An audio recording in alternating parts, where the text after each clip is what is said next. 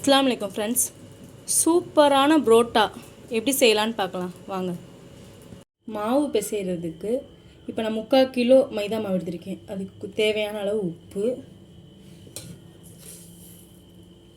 நல்லா ஒரு ஸ்பூன், பெரிய ஸ்பூனில் ஒரு ஸ்பூன் அளவு ஜீனி, முட்டையும் போட்டுக்கலாம். ஒவ்வொருத்தவங்களுக்கும் முட்டை ஸ்மெல் பிடிக்கும், பிடிக்காமே இருக்கும். முட்டை போட்டால் நல்லா சாஃப்டாக இருக்கும். இல்லாட்டி நான் இப்படி ஜீனி போட்டு பிணைஞ்சாலும் நல்லா சாஃப்டாக இருக்கும். இது நல்லா ஒரு கிளறிட்டு தண்ணி தேவையான அளவு கொஞ்சம் கொஞ்சமாக தண்ணி ஊற்றி பிசைஞ்சுக்கோங்க.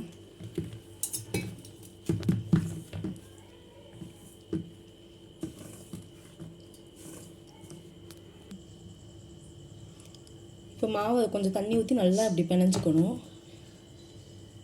இப்போ இன்னும் கொஞ்சம் தண்ணி ஊற்றிக்கணும். அதையும் நல்லா பிணைஞ்சிக்கணும்.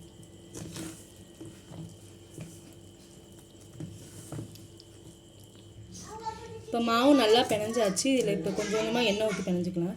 புரோட்டாக்கு மாவுக்கு நிறையா எண்ணெய் ஊற்றினா தான் நல்லாயிருக்கும் புரோட்டா மாவுக்கு. அதனால் இன்னும் கொஞ்சம் எண்ணெயை சேர்த்துக்கலாம்.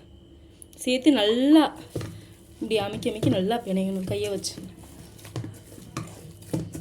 அப்போ தான் புரோட்டா நல்லா சாஃப்டாக நல்லா சூப்பராக இருக்கும், கடை புரோட்டா மாதிரி.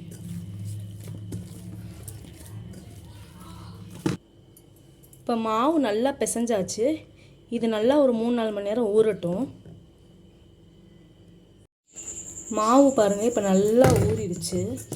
இப்போ நல்லா அமுக்கி இன்னொரு பிணைஞ்சிக்கலாம்.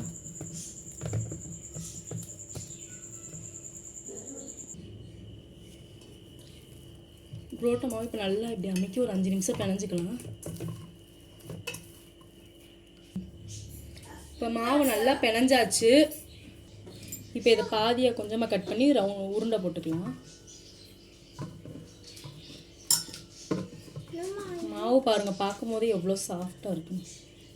இப்போ நல்லா இப்படி பிடிச்சி உருண்டை போட்டுக்கலாம்.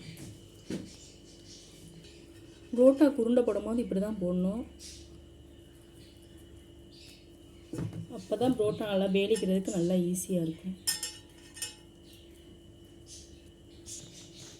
இப்போ மாவை நல்லா இப்படி வச்சு கொஞ்சம் எண்ணெய் ஊற்றிக்கலாம். எண்ணெய் ஊற்றி இப்போ வேலிச்சிக்கலாம்.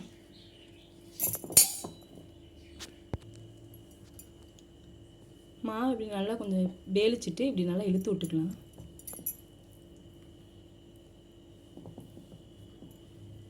இழுத்து விட்டு நல்லா லேசானதும் இப்போ மடக்கு போட்டுக்கலாம். மடக்கு இப்படி ஒரு மடக்கு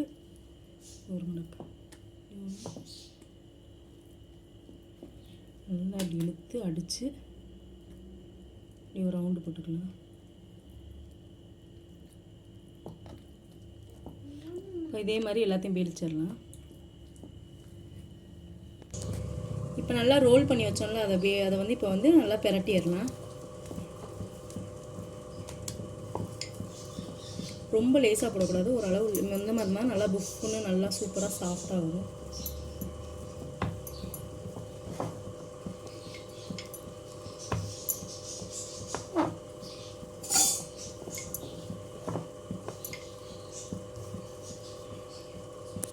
இப்போ நல்லா திரட்டியாச்சு. இதை தோசைக்கல்லில் போட்டு எடுத்துடலாம்.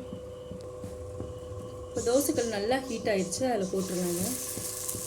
போட்டு கொஞ்சம் லைட்டாக ஒரு சைடு வேகட்டும். அதுக்கப்புறம் தான் ஆயில் ஊற்றணும். இப்போ ஒன் சைடு நல்லா வெந்துருச்சு, திருப்பிடலாம். திருப்பி போட்டு ஒரு ஸ்பூன் ஆயில் சுற்றி ஊற்றிடலாம்.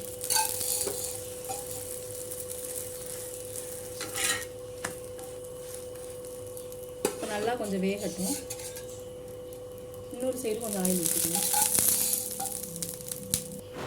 இப்போ பாருங்கள், புரோட்டா நல்லா 2 சைடுமே வெந்துருச்சு. இப்போ எடுத்துடலாம் புரோட்டாவை. இதை எடுத்துகிட்டு மிச்சம் இருக்கிறத எல்லாத்தையும் சுட்டுறலாம். புரோட்டா எப்பயும் நல்லா தட்டணும். தட்டி புரோட்டா நல்லா சாஃப்டாகும். அப்போ தான் புரோட்டா நல்லா இருக்கும். எவ்வளோ நேரம் ஆனாலும் சாஃப்டாகவே இருக்கும். புரோட்டாவுக்கு எப்பயுமே எண்ணெய் அதிகமாக ஊற்றினா மாவு வந்து நம்ம சொல்லும் பேச்சு கேட்டு நல்லா பெரட்ட வரும். பாருங்கள், புரோட்டா நல்லா எவ்வளோ சாஃப்டாக இப்போ இருக்குன்னு. புரோட்டா நல்லா சாஃப்டான புரோட்டா ரெடி ஆயிடுச்சு. இதை நல்லா பிச்சு போட்டு குருமா ஊற்றி சாப்பிட்டா செம்மையாக இருக்கும். நீங்களும் இதை ட்ரை பண்ணி பாருங்கள். இது உங்களுக்கு பிடிச்சிருந்தா லைக் பண்ணுங்கள், ஷேர் பண்ணுங்கள், கமெண்ட் பண்ணுங்கள். மறக்காமல் ஹஃபில் கிச்சன் சேனலை சப்ஸ்கிரைப் பண்ணுங்கள். Thank you friends.